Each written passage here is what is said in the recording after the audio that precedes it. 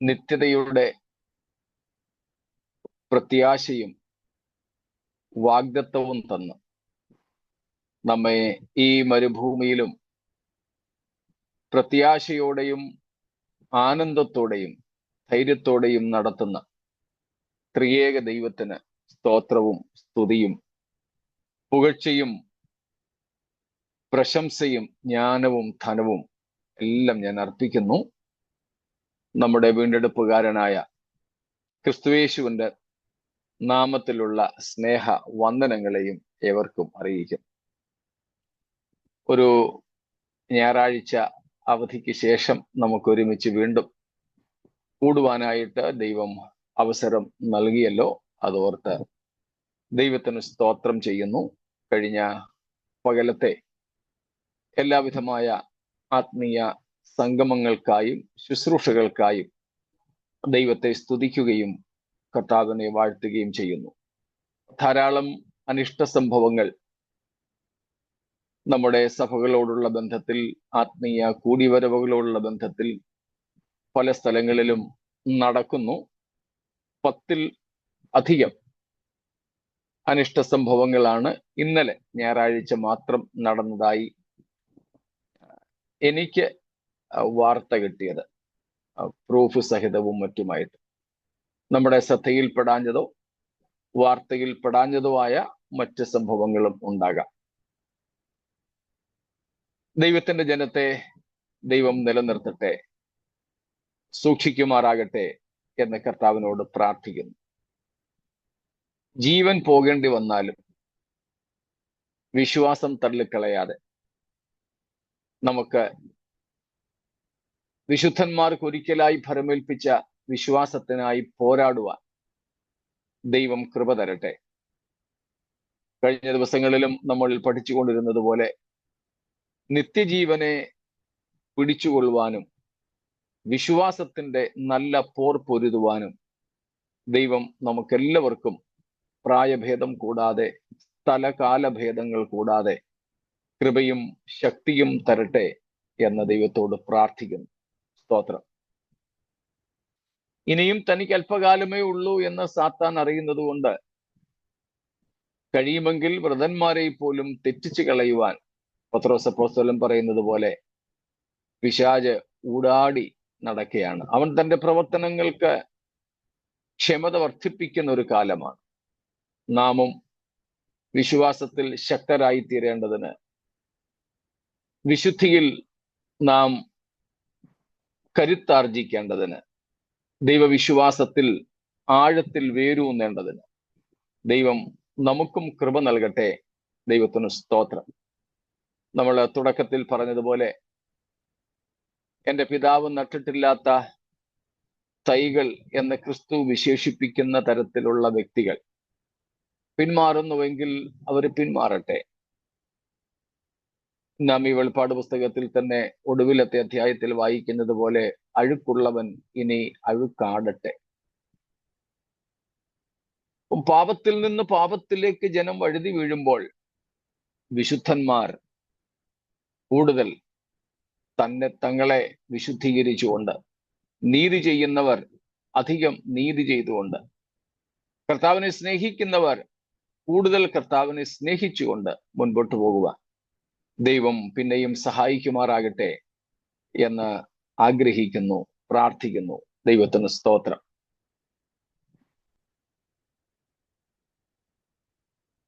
ഒരു ഭക്തൻ പറഞ്ഞതുപോലെ നരകം ആകർഷണീയമല്ല. അതുകൊണ്ട് നരകത്തിലേക്കുള്ള വഴി മുഴുവനും ആകർഷണീയമായി സാത്താൻ അലങ്കരിച്ചിടുന്നു. ചെന്നെത്തുന്ന സ്ഥലം അഭിലഷണീയമല്ല, പക്ഷേ വഴി കെങ്കേമമായിട്ട് അവൻ അലങ്കരിച്ചിടും. ആ വഴിയുടെ ആകർഷണീയതയിൽ അകപ്പെട്ട് വശീകരിക്കപ്പെട്ട് അനേകരും ആ വിശാലമായ നാശത്തിന്റെ പാത തിരഞ്ഞെടുക്കും. എന്നാൽ നമ്മുടെ വഴി ആകർഷണീയം അല്ലെങ്കിലും നാം ചെന്നെത്തുന്ന ഡെസ്റ്റിനേഷൻ, നാം ചെന്നെത്തുന്ന സ്ഥലം ഏറെ അല്ല ഏറ്റവും ആകർഷണീയമാകയാൽ, അഭിലഷണീയമാകയാൽ, സ്തോത്രം, വഴിയിലെ പ്രയാസങ്ങളെ വകവയ്ക്കാതെ തന്നെ നമുക്ക് ലക്ഷ്യത്തിലേക്ക് മുന്നേറാം. അതിന് ദൈവം നമുക്ക് കൃപ തരട്ടെ. നമ്മൾ മത്തായി 7-ാം അധ്യായത്തിൽ 13-14 വാക്യങ്ങളിൽ പഠിച്ചതുപോലെ ഗിരിപ്രഭാഷണത്തിൽ നമ്മൾ പഠിച്ചിരുന്നല്ലോ. സ്തോത്രം, ഇടുക്കുവാതിലിലൂടെ അകത്ത് കടപ്പാൻ നമുക്ക് ദൈവം സഹായിക്കട്ടെ. ഈ കഠിനമേറിയ വഴിയിലൂടെ യാത്ര ചെയ്ത് കുറച്ചുപേരെ എത്തുന്നുള്ളുവെങ്കിലും നാം എത്തണമെന്ന് സ്രഷ്ടാവ് ആഗ്രഹിക്കുന്ന നിത്യജീവനിലെത്തുവാൻ നമുക്ക് കൃപ നൽകട്ടെ. ദൈവത്തിന് സ്തോത്രം. നമ്മൾ പഠിക്കുന്ന വേദഭാഗത്തേക്ക് ശ്രദ്ധ തിരിക്കുന്നു. യോഹന്നാൻ അപ്പോസ്തലന് ക്രിസ്തുവിന്റെ വെളിപ്പാടുണ്ടായത് നമ്മോട് നാം വേഗത്തിൽ സംഭവിപ്പാനിരിക്കുന്ന കർത്താവിന്റെ വരവിനായി ഒരുങ്ങേണ്ടതിനായി നമുക്ക് എഴുതി തന്നിരിക്കുന്നു. ആ വെളിപ്പാട് പുസ്തകത്തിന്റെ 19-ാം അധ്യായം 7, 8, 9 വാക്യങ്ങളാണ് നമ്മുടെ ചിന്താവിഷയം. അവിടങ്ങളിൽ നാം 7-ാമത്തെ വാക്യത്തിൽ കണ്ടു, നാം സന്തോഷിച്ച് ഉല്ലസിച്ച് ദൈവത്തിന്, കർത്താവിന് മഹത്വം കൊടുക്കുക. കാരണം കുഞ്ഞാടിന്റെ കല്യാണം വന്നുവല്ലോ. സ്തോത്രം. അത് മാത്രമല്ല, കാന്തയും തന്നെ താൻ ഒരുക്കിയിരിക്കുന്നു. അവൾക്ക് ശുദ്ധവും ശുഭ്രവുമായ വിശേഷ വസ്ത്രം ധരിപ്പാൻ കൃപ ലഭിച്ചിരിക്കുന്നു. നമ്മുടെ സന്തോഷത്തിന് ആധാരമാണ് കുഞ്ഞാടിന്റെ വിവാഹം വന്നു. കാന്ത വേറെ ആരുടെയും കൂടെ ഓടിപ്പോയിട്ടില്ല. അവൾ ഈ നിശ്ചയിക്കപ്പെട്ട മണവാളനു വേണ്ടി തന്നെ താൻ ഒരുക്കിയിരിക്കുന്നു.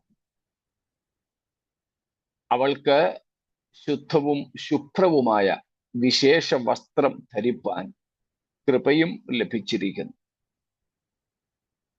ഈ 3 കാര്യങ്ങൾ നമ്മുടെ സന്തോഷത്തിന് ആധാരമാണ്. സ്തോത്രം, നമ്മുടെ സന്തോഷത്തിന് ആധാരമാണ്. പിന്നെ പുറത്തുള്ളവരുടെ സന്തോഷത്തിന് ആധാരമാണ് ഈ കുഞ്ഞാടിന്റെ കല്യാണ സദ്യക്ക് ക്ഷണിക്കപ്പെടുക എന്നുള്ളത്. ആ കാര്യങ്ങളെയാണ് കഴിഞ്ഞ ചില ദിവസങ്ങളായി നാം ചിന്തിച്ചു കൊണ്ടിരുന്നത്. സ്തോത്രം. കുഞ്ഞാടിന്റെ കല്യാണം, കുഞ്ഞാടിന്റെ കാന്ത. കുഞ്ഞാട് ക്രിസ്തുയേശുവാണെന്ന് വെളിപ്പാട് പുസ്തകത്തിന്റെ പശ്ചാത്തലത്തിൽ തന്നെ നമുക്ക് മനസ്സിലാക്കാൻ സാധിക്കും. നമ്മൾ ആ കാര്യങ്ങൾ കഴിഞ്ഞ ദിവസങ്ങളിൽ പഠിച്ചു. 28ഓളം പ്രാവശ്യം വെളിപ്പാട് പുസ്തകത്തിൽ തന്നെ യേശുവിനെ കുഞ്ഞാട് എന്ന് വിളിച്ചിട്ടുണ്ട്. Lamb of God, at least 28 times. യോഹന്നാന്റെ സുവിശേഷത്തിൽ പൗലോസ് അപ്പോസ്തലൻ കൊരിന്ത്യർക്കുള്ള ലേഖനത്തിൽ, പത്രോസ് അപ്പോസ്തലൻ തന്റെ ആദ്യത്തെ ലേഖനത്തിൽ ഒക്കെയും ഒരു കുഞ്ഞാട് എന്ന നിലയിൽ യേശുക്രിസ്തുവിനെ ചിത്രീകരിച്ചിട്ടുണ്ട്. പഴയ നിയമത്തിൽ രോമം കത്തിരിക്കുന്നവന്റെ മുമ്പാകെ മിണ്ടാതെ നിൽക്കുന്ന കുഞ്ഞാട് പോലെ എന്ന ഒരു പ്രയോഗവും യെശയ്യാ 53-ാം അധ്യായത്തിൽ നാം കാണുന്നു. അപ്പോൾ കുഞ്ഞാട് എന്ന വിശേഷിപ്പിച്ചിരിക്കുന്നത് ക്രിസ്തുവാണ് എന്നതിന് തർക്കമില്ല. തന്റെ കാന്ത നമുക്കറിയാം, നിസ്സന്ദേഹം അത് ദൈവസഭയാണ്. എന്നാൽ ചിലർ, ക്രൈസ്തവ പുസ്തകമെഴുത്തുകാരും പണ്ഡിതന്മാർ എന്ന് ലോകം വിളിക്കുന്ന ചിലരും ഒക്കെ ഈ കാന്ത എന്ന് പറയുന്നത്, ബ്രൈഡ്, അത് യഹൂദന്മാരാണെന്നും രക്ഷിക്കപ്പെടുവാനുള്ള യഹൂദന്മാരാണെന്നും ഒക്കെ ചിന്തിക്കുന്നവരും പഠിപ്പിക്കുന്നവരുമുണ്ട്. എൻ്റെ ചിന്തയിൽ മാത്യു ഹെൻറി എന്ന് പറയുന്ന വിശേഷപ്പെട്ട വ്യാഖ്യാതാവ്, കമന്ററി എഴുതിയിട്ടുള്ള മാത്യു ഹെൻറിയും ഈ അഭിപ്രായം വെച്ചു പുലർത്തുന്നു എന്നാണ് ഞാൻ വായിച്ചത് ഓർമ്മ. എന്നാൽ വേദപുസ്തകം, വിശേഷിച്ച് പുതിയ നിയമം നാം നോക്കുന്നെങ്കിൽ യേശുക്രിസ്തുവിന്റെ കാന്ത സഭയാണ് എന്നുള്ളത് നമുക്ക് മനസ്സിലാക്കാം. സഭയ്ക്ക് വേണ്ടിയുള്ള പല ഉദാഹരണങ്ങൾ, സാദൃശ്യങ്ങൾ നമുക്ക് പുതിയ നിയമത്തിൽ കാണുവാൻ സാധിക്കും. പുതിയ നിയമത്തിലേ കാണാൻ പറ്റുള്ളൂ.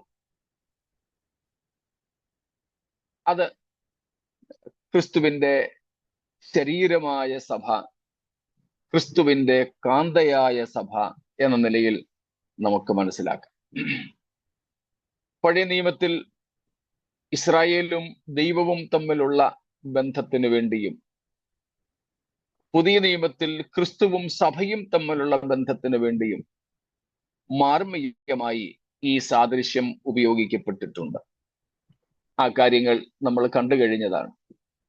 ഒടുവിൽ നമ്മൾ നോക്കിക്കൊണ്ടിരുന്നത് സഭ തന്നെത്താൻ എങ്ങനെ ഒരുക്കി എന്നുള്ളതാണ്. നമ്മൾ 30-ൽ പരം കാര്യങ്ങൾ ആ വിഷയത്തിൽ പഠിച്ചു.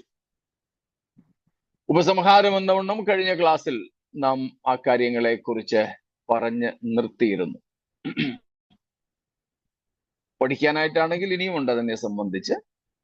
എന്നാൽ ആ ഭാഗങ്ങളിലേക്ക് നാം ഇനി വിസ്താര ഭയം കൊണ്ട് പോകുന്നില്ല എന്ന് മാത്രം.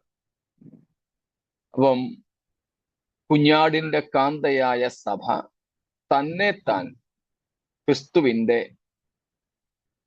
കാന്തയായി അല്ലെങ്കിൽ വിവാഹത്തിനായിട്ട് ഒരുക്കിയിരിക്കുന്നു. നമ്മൾ നേരത്തെ പഠിച്ചതുപോലെ യഹൂദ വിവാഹത്തിന്റെ ഒരു അനാലജിയിലൂടെയാണ്, സാദൃശീകരണത്തിലൂടെയാണ് ഈ കാര്യം നമുക്ക് കൂടുതൽ മനസ്സിലാക്കാൻ സാധിക്കുക. അതിന്റെ ഒന്നാമത്തെ ഭാഗമാണ് മണവാളൻ അപ്പന്റെ ഭവനത്തിൽ നിന്നും യാത്ര ചെയ്ത് പെണ്ണിന്റെ, മണവാട്ടിയുടെ വീട്ടിൽ വന്ന് ബ്രൈഡ് മണി അല്ലെങ്കിൽ പർച്ചേസ് പ്രൈസ് കൊടുക്കും.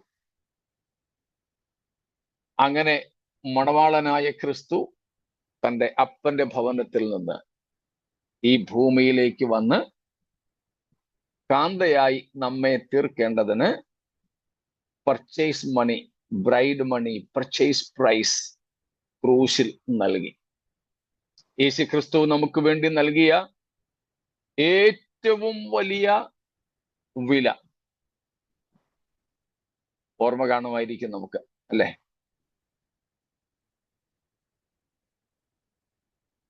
നമ്മെ തൻ്റെ കാന്തയായി തീർക്കേണ്ടതിന് ക്രിസ്തു നൽകിയ ഏറ്റവും വലിയ വില, ജീവൻ മറുവിലയായി തന്നു, തന്റെ രക്തം. ഏറ്റവും വലുത്, അതിലും വലുത് എന്തെങ്കിലും കർത്താവ് തന്നോ? തന്നെ തന്നെ ഏൽപ്പിച്ചു കൊടുത്തു. അത് തന്നെയാ മറുവിലയാ ജീവൻ തന്ന കാര്യം പറയുന്നത്. രണ്ടും ഒന്ന് തന്നെയാ.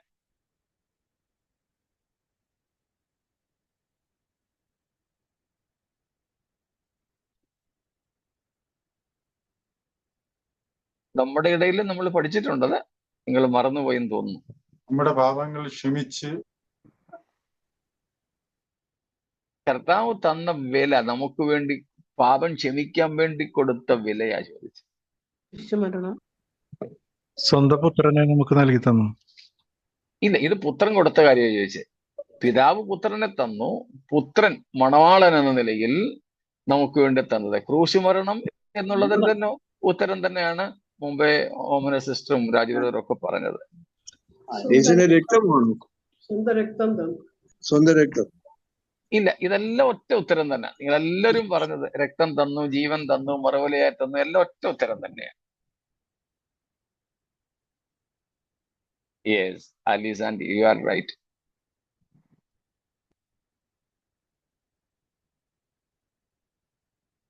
നമ്മൾ നേരത്തെ പഠിച്ചിട്ടുണ്ട്. അന്ന് ഞാൻ പറയുമായിരുന്ന ഒരു വാചകം ആവർത്തിച്ചോട്ടെ. നിങ്ങളേവരും പറഞ്ഞതുപോലെ യേശുവിന്റെ ക്രൂശ് മരണവും തന്നെത്താൻ നമുക്ക് വേണ്ടി ഏൽപ്പിച്ചതും രക്തം തന്നതും എല്ലാം എന്തു മാത്രമായിരുന്നു?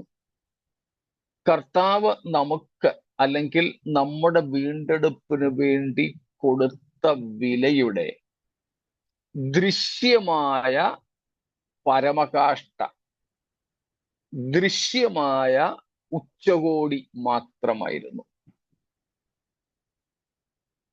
The death of Jesus on the cross, otherwise the crucifixion, the blood shed on the cross, the life gave up on the cross was just a spectacular climax of what Christ paid for our redemption.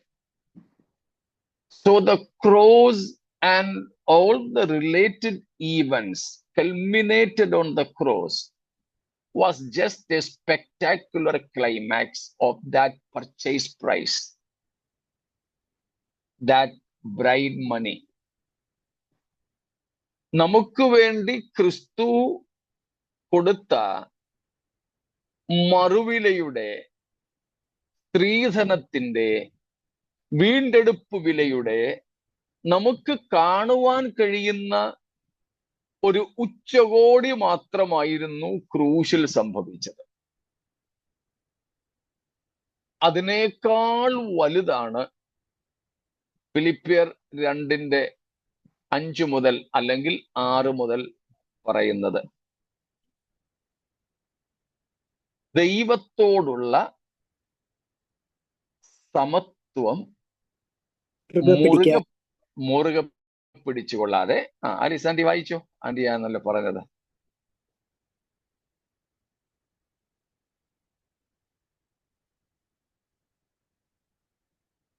Philippians chapter 2 verses 6, 7 and 8.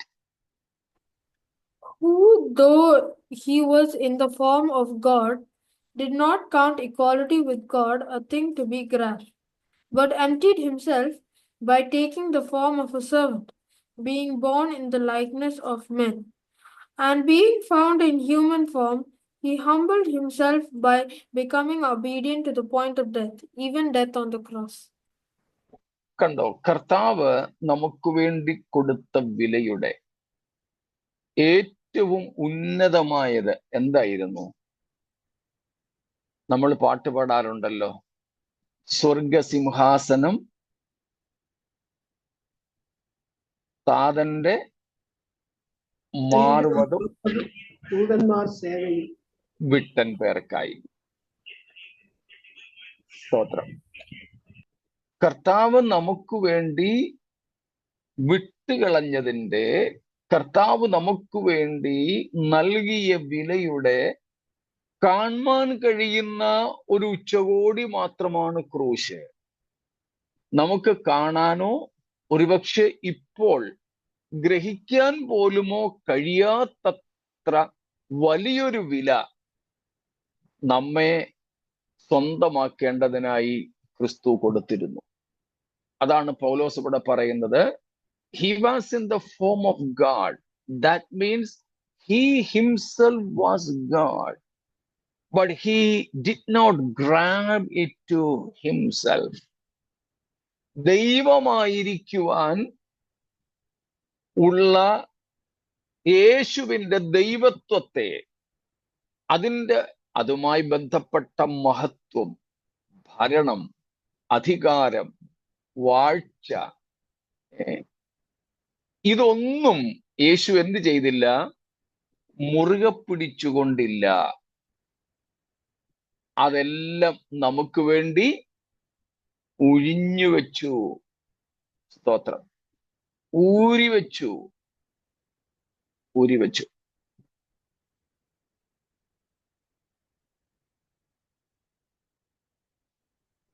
പിതാവിനോടുള്ള സമത്വം, പിതാവിനോടുള്ള സ്വർഗത്തിലിരുന്നു കൊണ്ടുള്ള കൂട്ടായ്മ,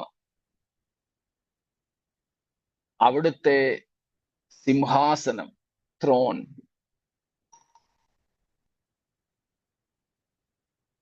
his immortality, അമർത്യത, ഇൻകറപ്റ്റിബിലിറ്റി,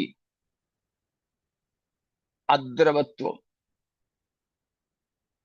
his eternity, നിത്യത,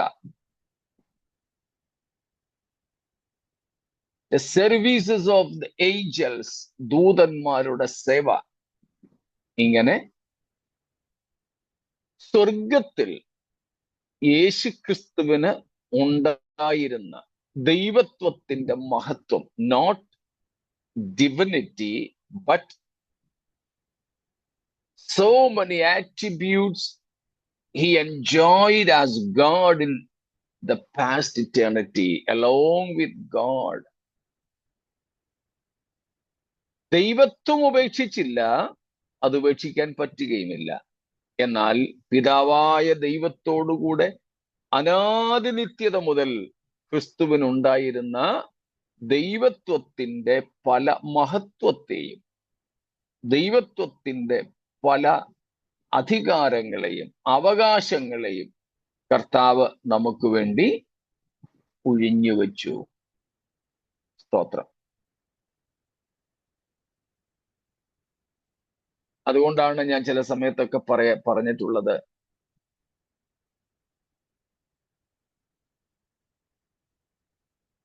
നമ്മളൊരു പാട്ടിന്റെ ഇരടികളും ആ സമയത്ത് പാടിയിട്ടുണ്ട്. നിങ്ങൾ പലരും മറന്നുപോയെന്നേ ഉള്ളൂ. അതുകൊണ്ട് ഞാൻ ഒന്നും കൂടെ ഓർപ്പിക്കുക. നിത്യമാം സ്നേഹത്തിൻ ആഴമുയരവും എന്ന് പറയുന്ന പാട്ടിന്റെ ആദ്യത്തെ സ്റ്റാൻസ ചരണത്തിനകത്ത് പാടുന്നുണ്ട്, സ്വർഗാധി സ്വർഗങ്ങൾക്ക് അടക്കുവാൻ കഴിയാത്ത നിത്യനാം ദൈവത്തിൻ ഇഷ്ടപുത്രൻ. ശലോമോൻ രാജാവ് യെരൂശലേം ദേവാലയം സമർപ്പിക്കുമ്പോൾ ദൈവത്തോട് പറഞ്ഞ കാര്യമാണ്, സ്വർഗത്തിലും സ്വർഗാധി സ്വർഗത്തിലും അങ്ങ് അടങ്ങുകയില്ലല്ലോ. Heaven and the heaven of heavens cannot contain you. യെശയ്യാ 66-ാം അധ്യായം നമ്മുടെ ഇടയിൽ തന്നെയാണെന്ന് തോന്നുന്നു കഴിഞ്ഞ ദിവസം പറഞ്ഞത്. അതോ ഞങ്ങളുടെ ലോക്കൽ ചർച്ചിന്റെ മീറ്റിങ്ങിലാണെന്ന് ഓർക്കുന്നില്ല. കഴിഞ്ഞ ആഴ്ച ഞാൻ ആ വാക്യം ഉദ്ധരിച്ചായിരുന്നു. ഞങ്ങളുടെ ലോക്കൽ ചർച്ചിന്റെ മീറ്റിങ്ങിലായിരുന്നു. ഐശയ്യാ 66:1, 66:1. നമുക്ക് മനഃപ്പാഠമാണ് ആ വാക്യം. സ്വർഗം എന്റെ സിംഹാസനവും ഭൂമി എന്റെ പാദപീഠവുമാകുന്നു. നിങ്ങൾ എനിക്ക് പണിയുന്ന ആലയം ഏതുവിധം, എന്റെ വിശ്രമസ്ഥലവും ഏത്. സ്തോത്രം.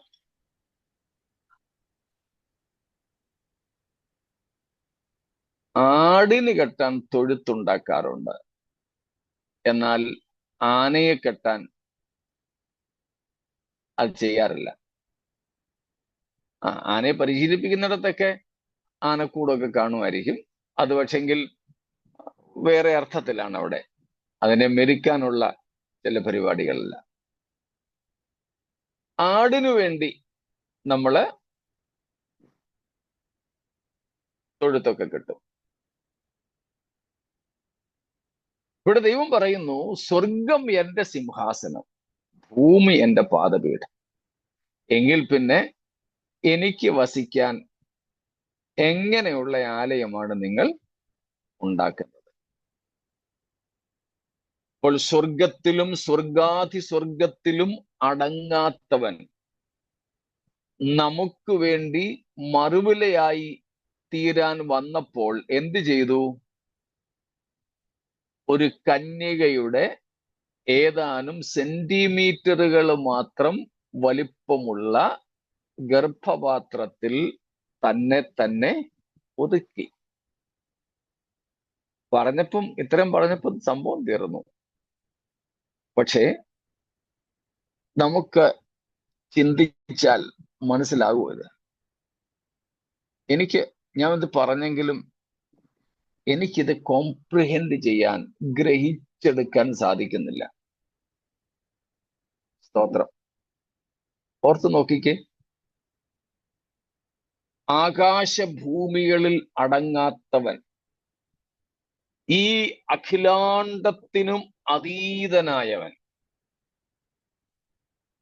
God is not within the creation, the created world. He is beyond, because the creator cannot be contained within the creation, the entire creation. സ്രഷ്ടാവായ ദൈവം ഈ വലിയ അഖിലാണ്ട സൃഷ്ടിക്കകത്തൊതുങ്ങുന്നവനല്ല. ഇതിനും അതീതനാണവൻ, അതീതനാണ്. ആ ദൈവമാണ് നമുക്ക് വേണ്ടി സ്ത്രീധനം, ബ്രൈഡ് മണി തരാൻ, നമുക്ക് വേണ്ടി പർച്ചേസ് പ്രൈസ്, വീണ്ടെടുപ്പിന്റെ വില നൽകാൻ വന്നപ്പോൾ എന്ത് ചെയ്തു? ഒരു കന്യകയുടെ, yes, he was limited to or within a tomb, a womb of a virgin. ഒരു കന്യകയുടെ ഗർഭപാത്രത്തിനകത്ത് ഏതാനും സെന്റിമീറ്ററുകൾ മാത്രം വലിപ്പമുള്ള ഒരു കന്യകയുടെ ഉള്ളിൽ അവൻ ഉരുവായി. നിത്യനായവൻ, ഇറ്റേണൽ, അനാദിയായും ശാശ്വതമായും ഉള്ളവൻ, നമുക്ക് വീണ്ടെടുപ്പിന്റെ വില കൊടുക്കാൻ വന്നപ്പോൾ കാലത്തിനകത്ത് തന്നെ ഒതുക്കി. സ്തോത്രം. അതുകൊണ്ടാണ് നമ്മള് 12 വയസ്സുള്ളപ്പോൾ, 8-ാം നാളിൽ 12 വയസ്സുള്ളപ്പോൾ, പിന്നെ 30 വയസ്സായപ്പോൾ, ഇത്രയൊക്കെ നമുക്ക് തിരുവെഴുത്തിലുണ്ട്. പിന്നെ ഇല്ലാത്തത് നമ്മളൊരു കണക്ക് കൂട്ടി പറയുന്നു, 33.5 തിരുവയസ്സ് വരെ എന്നൊക്കെ. എന്തുകൊണ്ടാ? ഈ സനാതനനായവൻ, കാലാതീതനായവൻ, ചരിത്രാതീതനായവൻ നമുക്ക് വേണ്ടി കാലത്തിനകത്ത്, സമയത്തിനകത്ത് തന്നെ ഒതുക്കി. He was beyond time, being the eternal one. From everlasting to everlasting, time cannot contain him. Neither the entire creation nor even the time can contain him. But he limited himself into the time, not only into the womb of a virgin, but also to the time span of this creation. സ്തോത്രം. He was immortal. അമർത്യനാണവൻ. ദൈവമായതുകൊണ്ട് മരിച്ചുകൂടാ, മരിക്കാൻ പറ്റില്ല. പക്ഷെ എന്ത് ചെയ്തു? നമ്മുടെ വീണ്ടെടുപ്പ് വില കൊടുക്കാൻ, നമുക്ക് പകരം സ്ത്രീധനം കൊടുക്കാൻ അവൻ മർത്യദേഹമെടുത്തു. He took upon himself a mortal body. He was manifested in the body. He took a flesh. Praise God. ഇങ്ങനെ എന്തെല്ലാം കർത്താവ് വിട്ടു. ഞങ്ങളുടെ ചർച്ചിലെ തിരുവത്താഴ വേളകളിൽ ഞങ്ങളെ ക്രിസ്തുവിന്റെ ക്രൂശിനെ സംബന്ധിച്ചാണ് എല്ലാ തിരുവത്താഴത്തിലും മാറി മാറി ചിന്തിക്കുന്നത്. അങ്ങനെ ഞങ്ങൾ കുറെ ആഴ്ചകളോളം, ചില മാസങ്ങളോളം പഠിച്ച ഒരു വിഷയമായിരുന്നു ജീസസ് എംപ്റ്റീഡ് ഹിംസെൽഫ് എന്നുള്ളത്. നാം ഇപ്പോൾ ഫിലിപ്പ് ലേഖനത്തിൽ വായിച്ചതുപോലെ അവൻ തന്നെത്താൻ ഒഴിച്ചു. He emptied himself. അതിൽ ഈ കാര്യങ്ങളൊക്കെ ഞങ്ങൾ പഠിക്കാനായിട്ട് ശ്രമിക്കുകയുണ്ടായി. പറഞ്ഞു വന്നത്, യഹൂദ വിവാഹങ്ങളുടെ ഒരു സാദൃശ്യത്തിൽ ക്രിസ്തു ആദ്യം പിതാവിന്റെ ഭവനം വിട്ടിട്ട് ഭൂമിയിലേക്ക് വന്നു നമുക്ക് വേണ്ടി സ്ത്രീധനമായി തന്റെ ജീവനെ നൽകി. തന്റെ ജീവനെ നൽകിയത് നമുക്ക് കാണുവാൻ കഴിയുന്ന പരമകാഷ്ഠ മാത്രമായിരുന്നെങ്കിൽ നമുക്ക് കാണുവാൻ അല്പം പ്രയാസമുള്ള, ഗ്രഹിക്കുവാൻ ഒരുപക്ഷെ ദുർഗ്രഹമെന്ന് തോന്നുന്ന തരത്തിൽ ഒരു വലിയ വില നൽകി.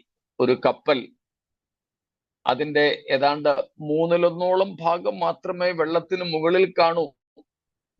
വെള്ളത്തിന് മുകളിൽ കാണുന്നതിനേക്കാൾ ഏതാണ്ട് ഇരട്ടി ഭാഗം വെള്ളത്തിനടിയിലാണ്. അത് നമുക്ക് കാണാൻ പറ്റില്ല. എന്നതുപോലെ കർത്താവ് നമുക്ക് വേണ്ടി കൊടുത്ത വിലയുടെ ഒരു അംശം മാത്രമേ ക്രൂശുമായി ബന്ധപ്പെട്ട് നമുക്ക് കാണുവാനും മനസ്സിലാക്കുവാനും സാധിക്കുന്നുള്ളൂ എന്ന് മാത്രമേ ഉള്ളൂ. സ്തോത്രം. ഇതൊക്കെയാണ് സത്യത്തിൽ നമ്മൾ നിത്യതയിലെത്തിയാൽ മുഴുസമയവും ആരാധനയിൽ മുഴുകിയിരിക്കുവാൻ കാരണം. സ്തോത്രം. നിത്യതയിലെ ഏറ്റവും പ്രധാനപ്പെട്ട വിഷയം ക്രിസ്തുവിന്റെ ജഡധാരണവും ക്രൂശീകരണവുമാണ്. സ്തോത്രം. അത്രത്തോളം വിലയുള്ള, അത്രത്തോളം മൂല്യവത്തായ വേറെ ഒരു കാര്യവും സ്വർഗത്തിൽ ഉണ്ടാവില്ല. ഇന്ന് നമുക്ക് യേശുക്രിസ്തുവിന്റെ മടങ്ങിവരവും ഒക്കെ പ്രത്യാശയാണെങ്കിലും കർത്താവ് വരുന്നതോടുകൂടെ അതിന് തിരശീല വീഴും.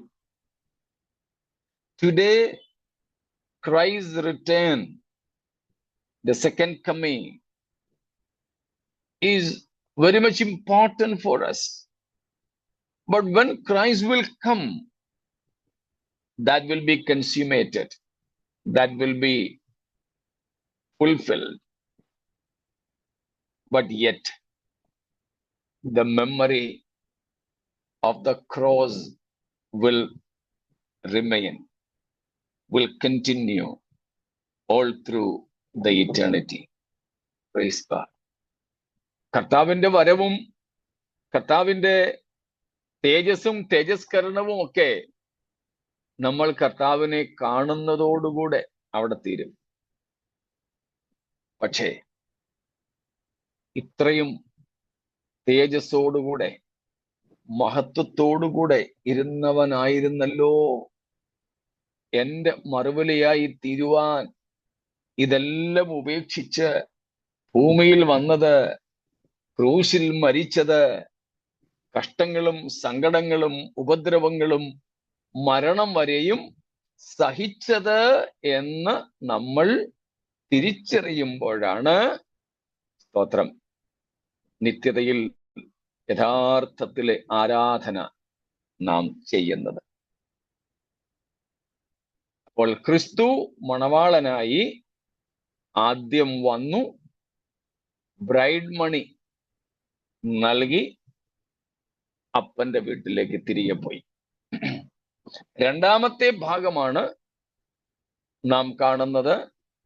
യോഹന്നാൻ 14:3 പറഞ്ഞതുപോലെ, സ്തോത്രം, ഞാൻ നിങ്ങൾക്ക് സ്ഥലം ഒരുക്കുവാൻ പോകുന്നു. യഹൂദ മണവാളന്മാർ ചെയ്യാറുണ്ടായിരുന്നത് പോലെ കർത്താവ് നമുക്ക് വേണ്ടി സ്ഥലം ഒരുക്കുവാൻ പോയി. സ്തോത്രം. സ്ഥലം ഒരുക്കുവാൻ പോയി. അപ്പം ഒന്നാമത്തെ ഭാഗത്തിൽ കർത്താവ് നമുക്ക് വേണ്ടി ബ്രൈഡ് മണി നൽകി. സ്തോത്രം. അതേക്കുറിച്ചൊക്കെ നമ്മൾ എഫേസ്യർ 5:25 മുതൽ വായിച്ചിട്ടുണ്ട്. ക്രിസ്തു തന്നെ ഏൽപ്പിച്ചു കൊടുത്തു. ഇപ്പോൾ നമ്മൾ ഫിലിപ്പിയർ 2:6, 7, 8 വാക്യങ്ങളിൽ അത് കണ്ടു. അതുപോലെ തന്നെ മറ്റു പല ഭാഗങ്ങളുമുണ്ട്. 1 കൊരിന്ത്യർ ലേഖനം 6-ാമത്തെ അധ്യായം 19-20 വാക്യങ്ങൾ, 1 Corinthians chapter 6, 19 and 20. ഇങ്ങനെ പല ഭാഗങ്ങളും നമുക്ക് വേണ്ടിയിട്ട് മറുവിലയായി തീർന്നതിനെ കുറിച്ച് കൊടുത്തിട്ടുണ്ട്. രണ്ടാമത്തെ ഭാഗമാണ് മണവാളൻ പോകുന്നു. The son returns to his father's house and prepares a place, a bridal chamber. This is the second part of Jewish marriages. After paying the bride money at bride's house, the groom returns to his father's house and prepares a bride's chamber to take the bride with and stay with.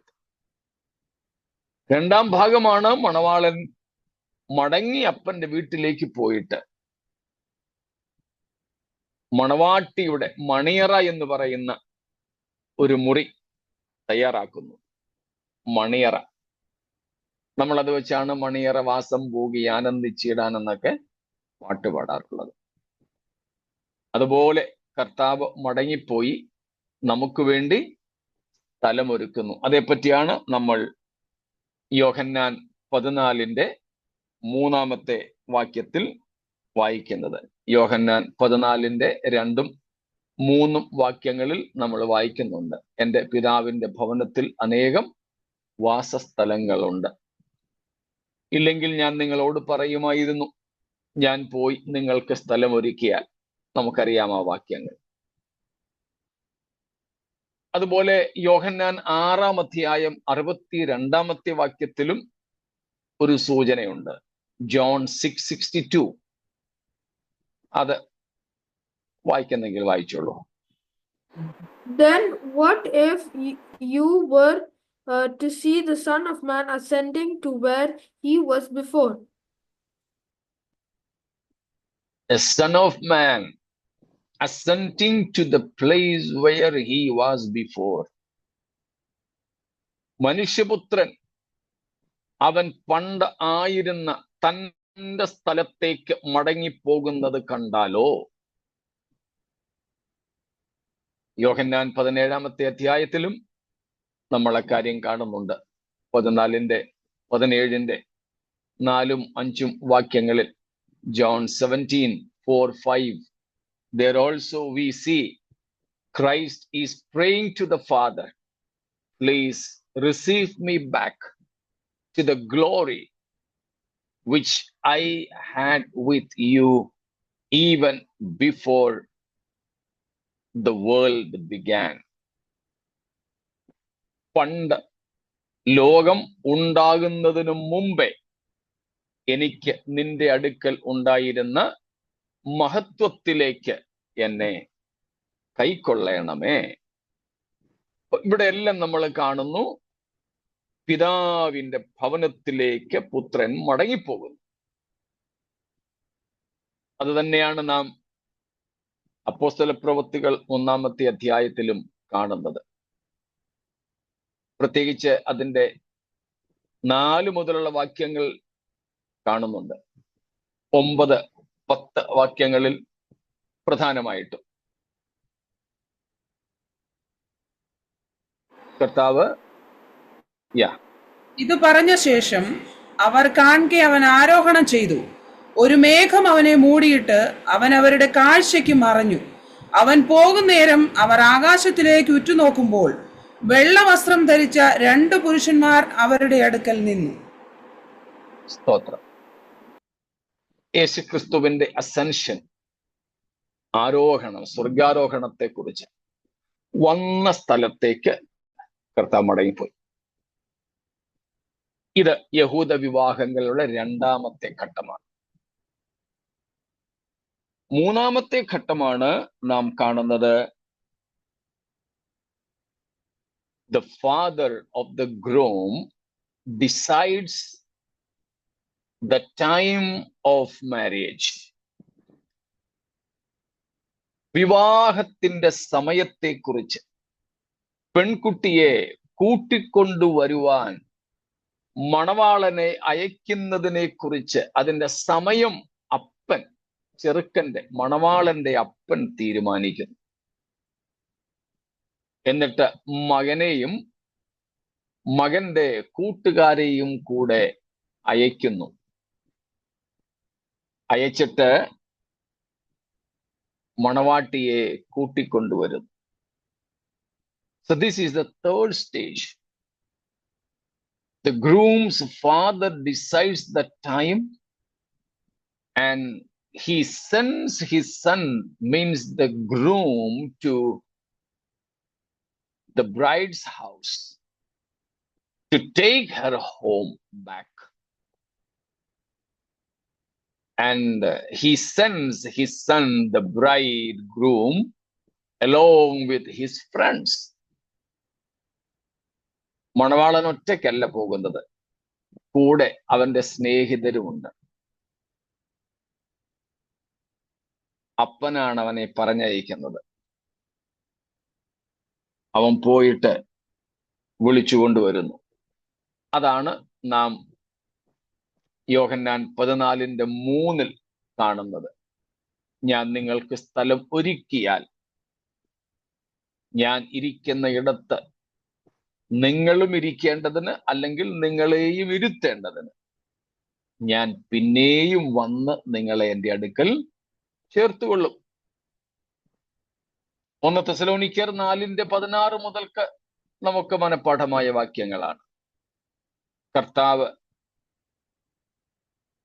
താൻ ഗംഭീരനാദത്തോടെ, പ്രധാന ദൂതന്റെ ശബ്ദത്തോടെ, ദൈവത്തിന്റെ കാഹളത്തോടുകൂടെയും സ്വർഗത്തിൽ നിന്ന് ഇറങ്ങി വരും. Even the bride doesn't know when the groom comes. മണവാട്ടിക്ക് പോലും അറിയത്തില്ല എപ്പോഴാണ് മണവാളൻ വരുന്നത്. Even the groom doesn't know. Only his father. When the father sends, or when the father asks him to go, he goes. When the father sees the preparation is over, right, full, he may ask him to go. ചേംബറൊക്കെ ഒരുക്കപ്പെട്ടു, എല്ലാം ശരിയായി, പണിയൊക്കെ ഒത്തിരിക്കുന്നെന്ന് ചെറുക്കന്റെ അപ്പന് തോന്നുമ്പോ മണവാളനോട് പറയും, ഇനിയും നിനക്ക് പോകാം. സ്നേഹിതരുമൊത്ത് അവനെ വിടും. ആ നിമിഷം ഏതെന്ന് ഈ മണവാളൻ പോലും അറിയുന്നില്ല. അതുകൊണ്ടാണ് യേശു ക്രിസ്തു പറഞ്ഞത്, കർത്താവിന്റെ വരവ് എപ്പോഴാണെന്ന് പുത്രൻ, ദൂതന്മാരും പുത്രൻ പോലും അറിയുന്നില്ല. പിതാവ് തന്റെ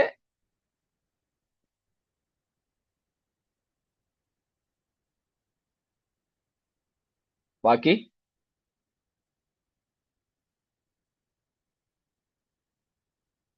അപ്പോസ്തല പ്രവൃത്തികൾ 1-ാമത്തെ അധ്യായത്തിൽ തന്നെ ശിഷ്യന്മാർ യേശുവിനോട് ചോദിച്ചപ്പോൾ അതിന്റെ ആദ്യ വാക്യങ്ങളിൽ എന്താണ് കർത്താവ് പറഞ്ഞത്? സ്തോത്രം. അതിന്റെ 6-ാമത്തെ വാക്യം. When they had come together, they asked him, Lord, will you at this time restore the kingdom of Israel? 7. He said to them, it is not for you to know times or seasons that the Father has fixed by his own authority. This is set in his own authority to the Father. നിങ്ങൾക്കറിയേണ്ടതല്ല, പിതാവ് തന്റെ സ്വന്തം അധികാരത്തിൽ വെച്ചിട്ടുള്ളതാണ്. പുത്രൻ പോലും അതുകൊണ്ടറിയുന്നില്ല. അത് യേശുക്രിസ്തുവിന്റെ മനുഷ്യത്വത്തെയും തന്റെ മണവാളൻ എന്ന അവസ്ഥയെയുമാണ് പറയുന്നത്. ദൈവം എന്ന നിലയിൽ ക്രിസ്തു അതെല്ലാം അറിയുന്നു. എന്നാൽ തന്റെ മനുഷ്യത്വത്തിന്റെ പരിമിതി കാണിപ്പാൻ അത് പറഞ്ഞതാ. കൂടാതെ യഹൂദ വിവാഹത്തിന്റെ സാദൃശ്യത്തിൽ.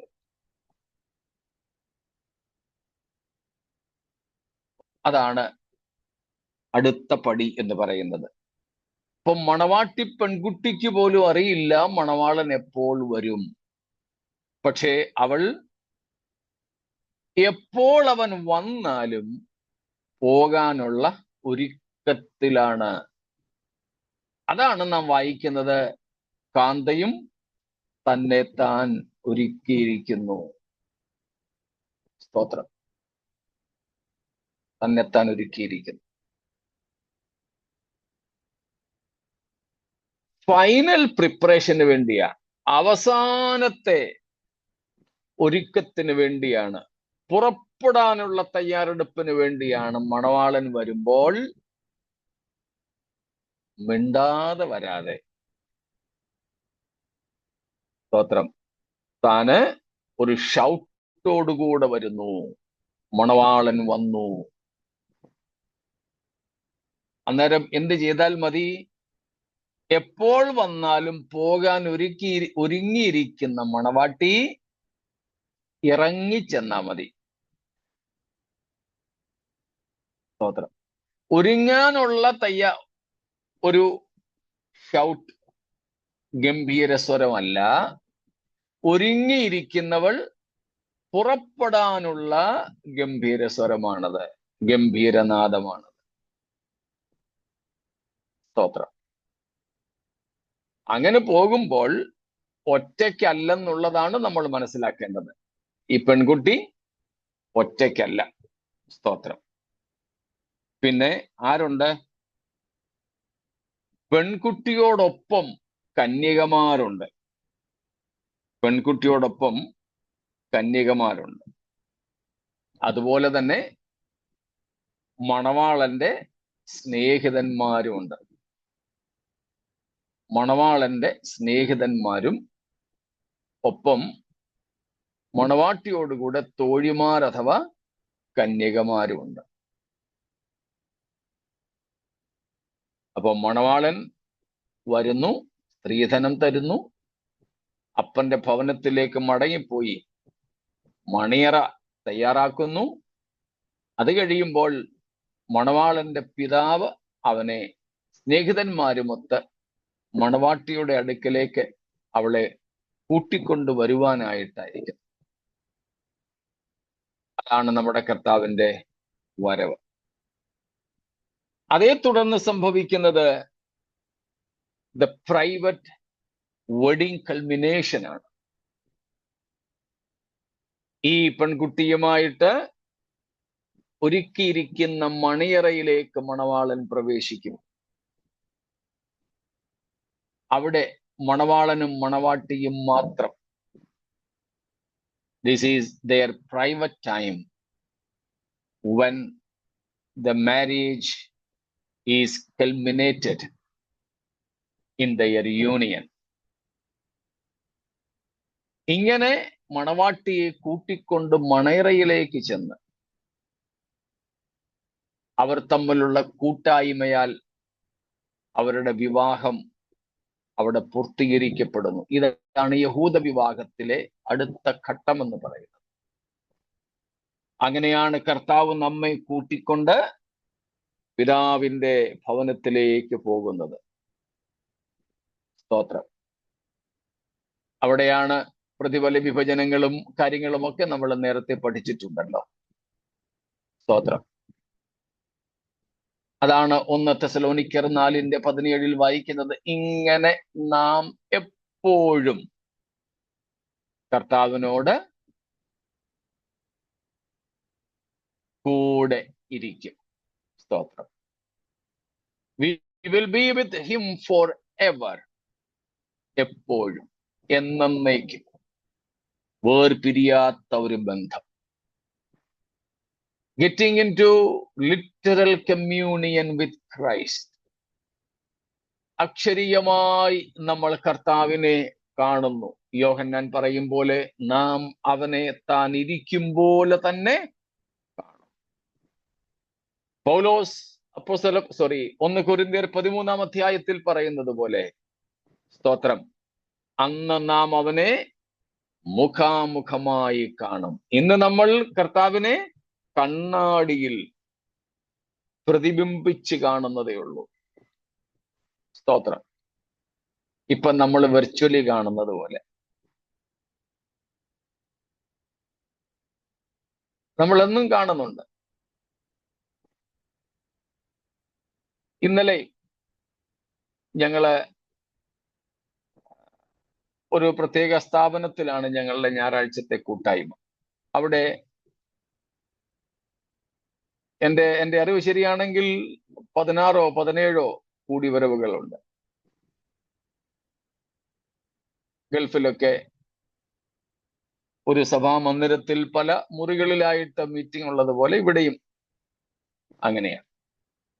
ഇന്നലെ ഞാൻ ഇറങ്ങി റോഡിലോട്ട്, ഞങ്ങളുടെ സഹോദരങ്ങളൊക്കെ ഉണ്ടായിരുന്നു. ഇറങ്ങി ഇങ്ങോട്ട് വന്നപ്പോൾ ഞങ്ങളുടെ ചർച്ചിലെ സഹോദരങ്ങളോട് സംസാരിച്ചുകൊണ്ട് നിൽക്കുമ്പോൾ തന്നെ അപ്പുറത്ത് ഒരു ആന്റി, ഞാൻ ആദ്യമായിട്ട് കാണുക, എന്നെ നോക്കി ചിരിക്കുന്നു. എനിക്കൊരു സംശയം, എനിക്ക് ചിരിക്കാനൊരു മടി. ഇനി എന്നെ തന്നെ നോക്കിയാണോ ചിരിക്കുന്നതെന്ന് അറിയാത്തത്. എന്നാലും ഇനി എന്നോടാണെങ്കിൽ പിണങ്ങണ്ട എന്ന് വിചാരിച്ച് ഞാൻ ഒരു പകുതി ചിരി പാസാക്കി. അപ്പോഴേക്കും ഭയങ്കര സ്നേഹത്തോടെ അവര് കൈ ഇങ്ങ് നീട്ടി. വീണ്ടും എനിക്കൊരാശങ്ക, എനിക്ക് തന്നെയാണോ എന്ന് ഞാൻ കണ്ടിട്ടില്ല, ആദ്യമായിട്ട് കാണാം. മനസ്സിലായി എന്നോട് തന്നെയാണെന്ന്. ഞാൻ അടുത്ത് ചെന്നു, വന്ദനം ചെയ്തു. ഒരു ആന്റി, ഞങ്ങൾ തമ്മിൽ സംസാരിച്ചു. ഇപ്പൊ നമ്മുടെ ഈ മീറ്റിങ്ങുകളും ഒക്കെ യൂട്യൂബിൽ ഇടുന്നത് കാണാറുള്ള ഒരു ആന്റിയാണ്, മറ്റൊരു സംഘടനയിൽപ്പെട്ടതാ. അങ്ങനെ മാത്രം കണ്ടിട്ടുള്ള ഒരാൾ നേരിൽ കണ്ടപ്പോൾ ഭയങ്കര സന്തോഷം. നമ്മുടെ ഇടയിലുണ്ടല്ലോ, ഞാൻ ഇടയ്ക്കൊക്കെ പറഞ്ഞിട്ടുണ്ട്, നമ്മുടെ ഇടയിൽ ചിലരൊക്കെ ഇടയ്ക്കിടയ്ക്ക് നേരിട്ടൊക്കെ കണ്ടിട്ടുള്ളപ്പോൾ ഉള്ള സന്തോഷം. ഇപ്പൊ നമ്മൾ ഇങ്ങനെ വിർച്വലി കാണുന്നവർ, യൂട്യൂബിലോ സൂമിലോ ഒക്കെ മാത്രം കാണുന്നവർ, കാണാം, സംസാരിക്കാം ഒക്കെ ഉണ്ടെങ്കിലും ഒന്ന് തൊടാൻ വയ്യ. ഒരു കാപ്പി കൊടുക്കണമെന്നുണ്ട്, പക്ഷെങ്കിൽ കൊടുക്കാൻ വയ്യ. വെർച്വലി ഉള്ള കാഴ്ചയുള്ളൂ. ഇതാണ് പൗലോസ് അപ്പോസ്തലൻ 1 കൊരിന്ത്യർ 13 പറയുന്നത്. സ്തോത്രം. ഇന്ന് നമ്മൾ കണ്ണാടിയിൽ കടമൊഴിയായി കാണുന്നു. ദൈവവചനമെന്ന കണ്ണാടിയിൽ നമ്മൾ ഇന്ന് വെർച്വലി കാണുന്നത് പോലെയേ കർത്താവിനെ കാണുന്നുള്ളൂ. എന്നാൽ അന്ന് നമ്മൾ മുഖാമുഖം കാണും, ഫേസ് ടു ഫേസ് കാണും. അതാണ് യോഹന്നാൻ പറഞ്ഞത്. 1 യോഹന്നാൻ 3:2 താൻ, നമ്മുടെ കർത്താവ് താൻ ആയിരിക്കുന്നത് പോലെ നാം അവനെ കാണും. സ്തോത്രം. എത്ര സന്തോഷകരമായ അനുഭവമാണ്. Praise God. നാമും കർത്താവും മാത്രം, ആ ഒരു വലിയ കൂട്ടായ്മ ബന്ധം, അതാണ് മണിയറയിലേക്കുള്ള പ്രവേശനം എന്നതുകൊണ്ട് അർത്ഥമാക്കുന്നത്.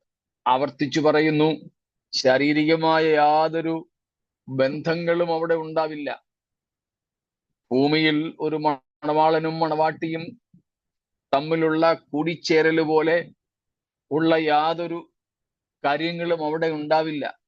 പകരം അർത്ഥമാക്കുന്നത് നമ്മുടെ കർത്താവിനെ താനിരിക്കുന്ന മഹത്വത്തോടെ നമ്മൾ കാണും. അക്ഷരീകമായി നമുക്കന്ന് തൊടാം, നമ്മുടെ കർത്താവിനെ കെട്ടിപ്പിടിക്കാം, മുത്തം ചെയ്യാം, മാറോടെ ചാരാം, കാൽക്കൽ വീണ് കിടക്കാം.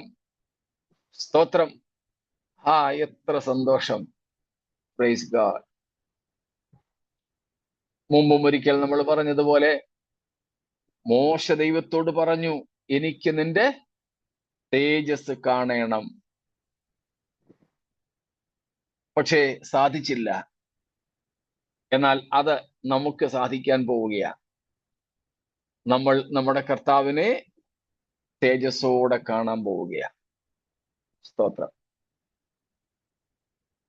അതാണ് യഹൂദ വിവാഹത്തിന്റെ അടുത്ത ഘട്ടം എന്ന് പറയുന്നത്. സ്തോത്രം. ഇപ്പൊ വിവാഹ കർമ്മം കഴിഞ്ഞിട്ട് ആ വിവാഹ ചേംബറിൽ മണവാട്ടിയുമൊത്ത് മണവാളൻ കഴിയുകയാണ്. That is the consummation of marriage. Consummation of marriage. That lasts for 7 days, usually among the Jews. യഹൂദന്മാർക്കിടയിൽ അത് സാധാരണ 7 ദിവസങ്ങളാണ് നീണ്ടു നിൽക്കുക.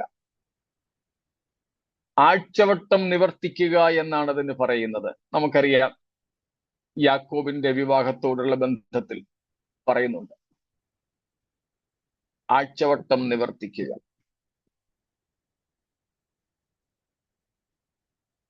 അതായിരിക്കാം നാം നമ്മുടെ കർത്താവിനോടൊത്ത് മണിയറവാസം പോകുമ്പോൾ, അവിടെ വെച്ചാണ് പ്രതിഫല വിഭജനമൊക്കെ, ആ 7 വർഷം ഇവിടെ ഭൂമിയിൽ മഹാപീഡനകാലം നടന്നുകൊണ്ടിരിക്കും. അത് കഴിയുമ്പോൾ മാരേജ് ഫീസ്റ്റ് ആണ്. സ്തോത്രം. അപ്പോൾ മാരേജിന്, വിവാഹത്തിന് വളരെ അടുത്ത സ്നേഹിതര് മാത്രമേ കാണുകയുള്ളൂ. എന്നാൽ വിവാഹ സദ്യക്ക് ഒരു വിശാല കൂട്ടം കാണും. സ്തോത്രം. ആ വിവാഹ സദ്യയെ കുറിച്ചാണ് നാം പിന്നീട് കാണുന്നത്. അപ്പൊ ഇങ്ങനെ യഹൂദ വിവാഹത്തിന്റെ പശ്ചാത്തലത്തിൽ ക്രിസ്തുവും സഭയും തമ്മിലുള്ള കൂടിച്ചേരൽ നടക്കുന്നതിനെ കുറിച്ചാണ് നാം പഠിച്ചുകൊണ്ടിരുന്നത്. സ്തോത്രം. അതിൽ നമ്മൾ കണ്ടത്, കാന്ത തന്നെത്താൻ ഒരുക്കിയിരിക്കുന്നു.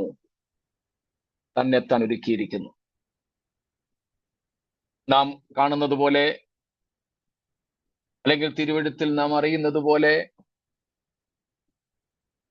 വിവാഹത്തിന് മുമ്പ് വിവാഹം ഒരുക്കപ്പെട്ടിരിക്കുന്ന പെൺകുട്ടി അവളെ തന്നെ ശുദ്ധീകരിക്കണം. ഇവിടെ നോർത്ത് ഇന്ത്യയിലൊക്കെ നിങ്ങൾ കേട്ടിട്ടുണ്ടായിരിക്കും, ഹൽദി എന്ന് പറയുന്ന ഒരു സംഭവമുണ്ട്. ഹൽദി ഇടുക എന്ന് പറയും. കല്യാണത്തിന് മുമ്പ് ഇത് പെണ്ണിനെ ചെറുക്കനെ ഇടും. പാലും മഞ്ഞളും ഒക്കെ കൂടെ ഇട്ട്, ഗ്രാമങ്ങളിലൊക്കെ ഒരാഴ്ചത്തെ പരിപാടിയാണ്. ഇപ്പോഴൊക്കെ ആണെങ്കിൽ അത് ആൾക്കാർക്ക് സമയമില്ലാത്തതുകൊണ്ട് കുറച്ച് കൊണ്ടുവന്നിട്ടുണ്ടെന്ന് തോന്നുന്നു. ഞാനൊക്കെ രാജസ്ഥാൻ ഗ്രാമങ്ങളിൽ താമസിക്കുന്ന സമയത്ത് 14 ദിവസം, അത് കഴിഞ്ഞ് 7 ദിവസമൊക്കെ ആയിരുന്നു ഈ ഹൽദിയിൽ ഈ മഞ്ഞൾ പുരട്ടുന്ന കർമ്മം. പെൺകുട്ടിയെ അവളുടെ വീട്ടിലും ആൺകുട്ടിയെ അവന്റെ വീട്ടിലും വിവാഹത്തിന് മുമ്പ് ഒരാഴ്ച ശരീരം മുഴുവനും മഞ്ഞൾ പൂശി ശുദ്ധീകരണത്തിന്റെ ഒരു പ്രക്രിയ. അതിൽ പിന്നെ അവരതിനെ ഒരു സെറിമണിയാക്കി അതിനകത്ത് പൊടിപ്പും തൊങ്ങലും ദൈവങ്ങളുടെ കാര്യങ്ങളൊക്കെ വെച്ച് ചെയ്യാറുണ്ട്. പക്ഷെങ്കിൽ അതിന്റെ ഉദ്ദേശം ഇതാണ്. നമുക്കറിയാം മഞ്ഞളിന്റെ ഔഷധ ഗുണം. ഇപ്പം ചിലരാണെങ്കിൽ പാലിനകത്ത്, ചിലരാണെങ്കിൽ പാലിന്റെ പാട, അങ്ങനെയുള്ള സംഗതികളൊക്കെ ചേർത്ത്, ഇല്ലെങ്കിൽ വെറും വെള്ളമായാലും മഞ്ഞള് പൊടിയോ അല്ലെങ്കിൽ പച്ചമഞ്ഞൾ അരച്ചോ ഒക്കെ ശരീരമാസകലം പൂശി വിശേഷമായിട്ട് കുളിപ്പിച്ച് ഒരാഴ്ചയൊക്കെ ഇങ്ങനെ നിർത്തും. അപ്പം ശരീരത്തെ അഴുക്കൊക്കെ കളഞ്ഞ് ശുദ്ധി ചെയ്ത് വിവാഹത്തിലേക്ക് പ്രവേശിപ്പിക്കുന്നതിന് വേണ്ടിയാണ്. അതേ സംഗതി നമുക്ക് യഹൂദന്മാർക്കിടയിലും കാണാൻ പറ്റും. യഹൂദന്മാർക്കിടയിൽ നിന്ന് മാത്രമല്ല, അക്കാലത്തുണ്ടായിരുന്ന പലർക്കും.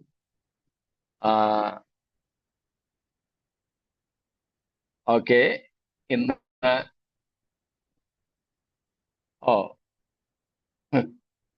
കേരളത്തിൽ എനിക്ക് തോന്നുന്നു ഈ ഹൽദി പരിപാടി ഉള്ളത് എല്ലാവരുടെ ഇടയിലും ഉണ്ടോ അതോ ജ്ഞാനായ സമുദായത്തിൽ മാത്രമാണോ ഉള്ളത്? ജ്ഞാനക്കാർ കൂടുതൽ. ഓക്കെ, അവർക്ക് മൈലാഞ്ചി ഇടുക എന്നൊക്കെയാണെന്ന് തോന്നുന്നു പറയുന്നത്. മൈലാഞ്ചി ഇടലാന്ന് തോന്നുന്നു പറയുന്നത്. ഓക്കെ, ഇപ്പം ഒരു മെസ്സേജ് എനിക്ക് ഒരാൾ അയച്ചത്, ഇന്ന് കേരളത്തിലെ ക്രിസ്ത്യാനികൾക്കിടയിലും ഈ ഹൽദി പരിപാടി കോമൺ ആണെന്ന്. ഓക്കെ, അത് മറ്റൊരു ആചാരമല്ലാതെ ശരീര ശുദ്ധീകരണത്തിന് വേണ്ടി ചെയ്യുന്നെങ്കിൽ ഒരു കുഴപ്പമില്ല. മഞ്ഞളും ഉണ്ട്, സമയമുണ്ട് എങ്കിൽ ഇനിയിപ്പം കല്യാണം ഇല്ലെങ്കിലും നമ്മളും ഒക്കെ വല്ലപ്പോഴും മഞ്ഞളൊക്കെ പൂശുന്നത് ശരീരത്തിന് നല്ലതാ, അതുകൊണ്ട് കുഴപ്പമില്ല. എന്നാൽ അതൊരു ആചാരമോ ആരാധനയുടെ ഭാഗമോ ഒക്കെ ആയിട്ട് വരികയാണെങ്കിൽ നാം അതിൽ നിന്ന് സൂക്ഷിക്കണം. ഇപ്പം ഉത്തരേന്ത്യയിലൊക്കെ ദൈവസന്നിധിയിലേക്ക് രക്ഷിക്കപ്പെട്ടു വരുന്ന മറ്റു പല സമുദായസ്ഥരുടെയും വിവാഹമൊക്കെ നടക്കുമ്പോൾ ഇവൻ ക്രിസ്തീയ രീതിയിൽ തന്നെ നടക്കുമ്പോഴും ചിലർ ഈ ആചാരങ്ങൾ ആചരിക്കാറുണ്ട്. പിന്നെ അവർ പണ്ട് മറ്റുള്ളിടത്ത് ചെയ്തിരുന്നതിന് പകരം ഇവിടെ പാസ്റ്ററെ വിളിച്ച് പ്രാർത്ഥിപ്പിക്കുകയും ഒക്കെ ചെയ്ത് കാര്യങ്ങൾ എങ്ങനെ പോകുന്നു, അതിലൊക്കെ ഒത്തിരി ക്ലാഷസ് നടക്കാറുണ്ട്. അവിടേക്കും ഞാൻ തൽക്കാലം പോകുന്നില്ല. ഏതായാലും ശുദ്ധീകരണം എന്ന ഒരു പ്രക്രിയയാണ് അവിടെ ഉള്ളത്. ഒരു വാക്യം കൂടെ വായിച്ച് നമുക്ക് നിർത്താം, മുമ്പ് വായിച്ചിട്ടുള്ളതാണെങ്കിൽ കൂടെ. എസ്തേർ 2:12 വാക്യം, എസ്തേർ 2:12.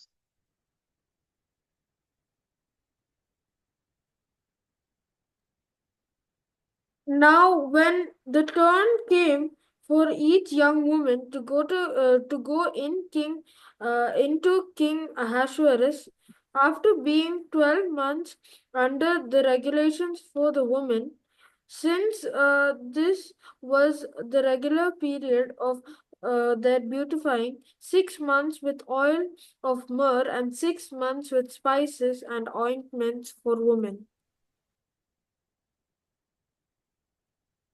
എസ്തേറിനെ രാജാവിന്റെ മുമ്പിൽ കൊണ്ടുപോകുന്നതുമായി ബന്ധപ്പെട്ട ഒരു വിശദീകരണമാണ് അവിടെ. നമ്മൾ നേരത്തെ പഠിച്ചിട്ടുള്ളത് പോലെ 6 months 2 semester ബ്യൂട്ടിഫിക്കേഷൻ കോഴ്സ്.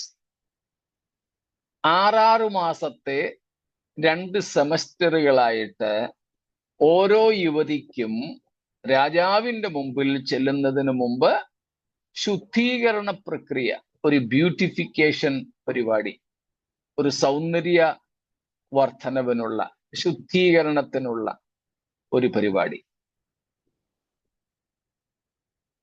ഇത് കുഞ്ഞാടിന്റെ കാന്തയ്ക്കും ആവശ്യമാണ്. അതിനുവേണ്ടിയാണ് നാം രക്ഷിക്കപ്പെട്ടതിന് ശേഷം മരണം വരെ, അല്ലെങ്കിൽ രക്ഷിക്കപ്പെട്ടതിന് ശേഷം ക്രിസ്തുവിന്റെ വരവ് വരെ നമുക്ക് ദൈവം അനുവദിച്ചു തരുന്ന ഈ സമയം. നമ്മെ തന്നെ ശുദ്ധീകരിപ്പാൻ. അതിനെക്കുറിച്ചാണ് നാം വായിച്ചത്. കാന്തയും തന്നെത്താൻ ഒരുക്കിയിരിക്കുന്നു. നമുക്കും നമ്മുടെ കർത്താവിന്റെ വരവിനായിട്ട് നമ്മെ തന്നെ ഒരുക്കാം. കഴിഞ്ഞ ദിവസങ്ങളിലൊക്കെ നമ്മൾ പഠിച്ച 30-ൽ പരം വിഷയങ്ങളുണ്ടല്ലോ. കൂടാതെ നാം ദൈവത്തിന്റെ വചനം പഠിക്കുമ്പോൾ, പുതിയ നിയമം വായിക്കുമ്പോൾ, പഴയ നിയമത്തിലും ഉണ്ട് ഒത്തിരി കാര്യങ്ങൾ, എന്നാൽ പ്രത്യേകിച്ച് പുതിയ നിയമം നമ്മൾ വായിക്കുകയും പഠിക്കുകയും ചെയ്യുമ്പോൾ നമ്മുടെ ജീവിതത്തിൽ നിന്നും മാറ്റേണ്ട പല അശുദ്ധികളും മാറ്റി ദൈവഭയത്തിൽ വിശുദ്ധിയെ തികച്ചുകൊണ്ട് നമുക്ക് നമ്മുടെ മണവാളന് വേണ്ടി ഒരുങ്ങാം. കർത്താവിന്റെ ക്രൂശുമരണം നമ്മോടുള്ള ബന്ധത്തിൽ വ്യർത്ഥമായി തീരാതെ, അത് നമുക്ക് ശിക്ഷാവധിക്ക് കാരണമാകാതെ രക്ഷയ്ക്കും തേജസ്കരണത്തിനും കാരണമാകുവാൻ നമുക്ക് സമർപ്പിക്കാം. ഈ വചനങ്ങളാൽ ദൈവം നമ്മെ അനുഗ്രഹിക്കുമാറാകട്ടെ.